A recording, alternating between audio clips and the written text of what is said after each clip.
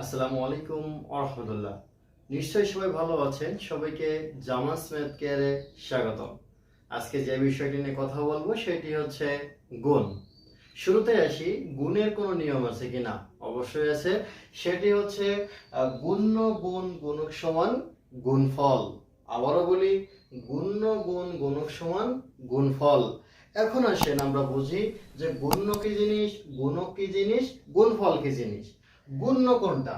গুণ্য হচ্ছে যাকে আমরা গুণ করব, যাকে আমরা গুণ করব তাকে গুণ্য বলে। এরপরে গুণক, আমরা যাকে দিয়ে গুণ করব সেটি হচ্ছে গুণক। গুণফলটা কি জিনিস? গুণ্য এবং গুণ্য গুণ করে যে ফলটা পাওয়া যায় সেটাকেই গুণফল পাওয়া যায়। আচ্ছা, এখন দেখেন একটা অঙ্ক লিখি, 465 আর হচ্ছে 25, এটাকে আমরা গুণ করব। তাহলে এখানে আমার গুণ্য কোনটা এবং গুণক কোনটা?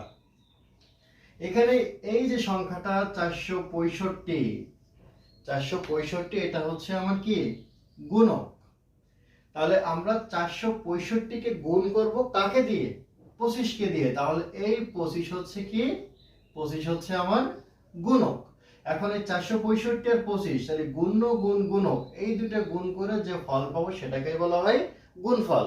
আরো সহজ করে বলি, সেটি হচ্ছে আমরা যাকে খাই সে হচ্ছে খাদ্য, আর যে খায় সে হচ্ছে কি খাদক।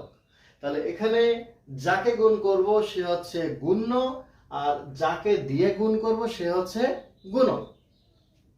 এখন দেখেন এই গুণ খুবই সহজ একটা বিষয়। তাহলে কিভাবে গুণ করব? তাহলে প্রথমে আমরা কি করি, প্রথমে ডান পাশ থেকে শুরু করব। তো ডান পাশ থেকে শুরু করার, এখন দেখেন নিচে কত আছে? 25 সংখ্যা আছে। উপরে আমাদের যা থাকে থাক সেটা কোনো বিষয় না। আমরা দেখব নিচে আমাদের কি কি আছে। তাহলে নিচে দেখেন দুইটা অঙ্ক আছে, একটা হচ্ছে 2, একটা হচ্ছে 5। তাহলে আমরা প্রথমে ডান পাশ থেকে শুরু করি সব সময়। তাহলে আমরা প্রথমে 5 কে দিয়ে উপরে সবাইরে গুণ করব। এরপরে 5 এর কাজ শেষ হলে আমরা 2 কে দিয়ে উপরের সবাইরে গুণ করব। তাহলে চলুন শুরু করি। তাহলে প্রথমে কি 5 কে দিয়ে 5 এর গুণ করব। তাহলে 5 কে দিয়ে 5 এর গুণ করলে কত হয়? 5 5 25 এর 5। তাহলে হাতে কত আছে? 25 এর 5 বসলো, হাতে আছে আমাদের 2। এখন 5 কে দিয়ে গুণ করলাম, এরপরে 5 কে দিয়ে 6 এর গুণ। তাহলে 5 6 30, আর হাতে ছিল 2। তাহলে 30 আর 2 32, 32 এর 2, হাতে কত আছে? 3। এখন কি করব? এই 5 কে দিয়ে 4 এর গুণ করব। তাহলে 4 এর 5 20, আর হাতে ছিল 3, কত হয়? 23। তাহলে যেহেতু আমার এই পাশে আর কোনো সংখ্যা নেই এজন্য 23 বসে গেল। এখন দেখেন নিয়ম অনুযায়ী যখন আমার গুণের ক্ষেত্রে একটা অঙ্কের কাজ শেষ, তখন ডান পাশে একটা শূন্য বসে। এখন আবার যেহেতু 5 এর কাজ শেষ, এবার আসবে 2 এর কাজ। তাহলে 2 কে দিয়ে উপরের সবাইরে গুণ করব। একবার 2 কে দিয়ে 5 এর গুণ, 2 কে দিয়ে 6 এর গুণ, 2 কে দিয়ে 4 এর গুণ। তাহলে প্রথমে 2 কে দিয়ে 5 এর গুণ করি। তাহলে 5 দুনো 10 এর 0, হাতে কত আছে? হাতে আছে 1।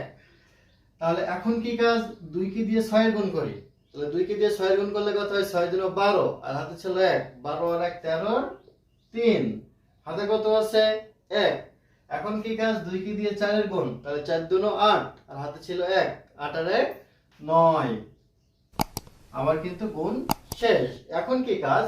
এখন এই যে দুইটা সংখ্যা পাইলাম, এই দুইটা সংখ্যা আমরা গুণ করব, তাহলে সরি যোগ করব। তাহলে এখানে কি যে প্রথমে আমরা যোগের ডান পাশ থেকে করি, বিয়োগের ডান পাশ থেকে করি। তাহলে 5 আর 0 যোগ করলে 5, 2 আর 0 যোগ করলে 2, 3 আর 3 যোগ করলে 6, 9 আর 2 যোগ করলে 11। খুব সহজে হয়ে গেল, তাই না? এরপর দেখেন যত গুণ আছে সব কিন্তু একই নিয়ম। আপনার নিচে যে সংখ্যাগুলো থাকবে ওই সংখ্যাগুলো প্রথমে কি করবেন? প্রত্যেকটা দিয়ে উপরে সবাইরে গুণ করবেন। এখানে যখন একটার কাছে একটা শূন্য হবে, যদি দুই আরো এপাশে যদি আমার গুণক যদি আরো থাকে, দুইটার কাজ শেষ হলে দুইটা শূন্য হবে, তিনটার কাজ শেষ হলে তিনটা শূন্য হবে। তাহলে আপনার যে কয়টার করে কাজ শেষ হবে আপনার সেই কয়টা করে শূন্য বসবে। এরপরে যখন সবগুলো কাজ শেষ হবে আপনার যোগ করলে যেটা হবে সেটা হচ্ছে আপনার গুণফল। এখন দেখেন, এখন আপনার অঙ্কে আসলো যে ধরেন 325 গুণ 20 এটা সমান কত? তাহলে দেখেন এখানে 325টা কি, 325 হচ্ছে গুণ্য, 20 কি, 20 হচ্ছে গুণক। এখন এই 325 আর 20 গুণ করে যেটা পাবো সেটা হচ্ছে আমার গুণফল। এখন এই অঙ্কটা দেখেন খুব সহজেই সমাধান করি। এখানে কত 325, এখানে কত আছে 20। এখন আমরা দেখেন শূন্য বাদে বাকি যে সংখ্যাগুলো আছে সেই সংখ্যাগুলো গুণ করব। তো ধরেন আমার এখন শূন্য নেই, কত আছে 2, তাহলে 2 কে দিয়ে আমরা 325 কে গুণ করব। খেয়াল করেন, তাহলে প্রথমে 2 কে দিয়ে 5 এর গুণ, তাহলে 5 গুণ 10 এর 0, হাতে কত 1। এখন 2 কে দিয়ে 2 এর গুণ, তাহলে 2 দুগুণ 4 আর 1 5, হাতে কিছু আছে, কিছু নেই। এখন কি 2 এর সাথে 3 এর গুণ, তাহলে 3 দুগুণ 6, তাহলে আমরা 325 কে 2 দিয়ে গুণ করলাম। এখন দেখেন ওই যে 2 এর পরে একটা শূন্য আছে, সেই শূন্যটা এই ডান পাশে বসায় দেন।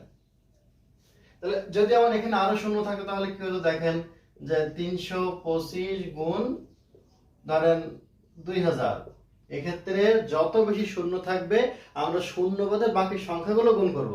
তাহলে 3টা শূন্য, মনে করেন 3টা শূন্য নেই, তাহলে 325 কে 2 দিয়ে গুণ করেন, তাহলে কত আগে করছিলাম এই যে 650। আর বাকি শূন্য আছে কয়টা আমার, 3টা, 1টা 2টা 3টা। এখন দেখেন এই যে আমরা একটা সূত্র লিখছি, গুণ্য গুণ গুণক সমান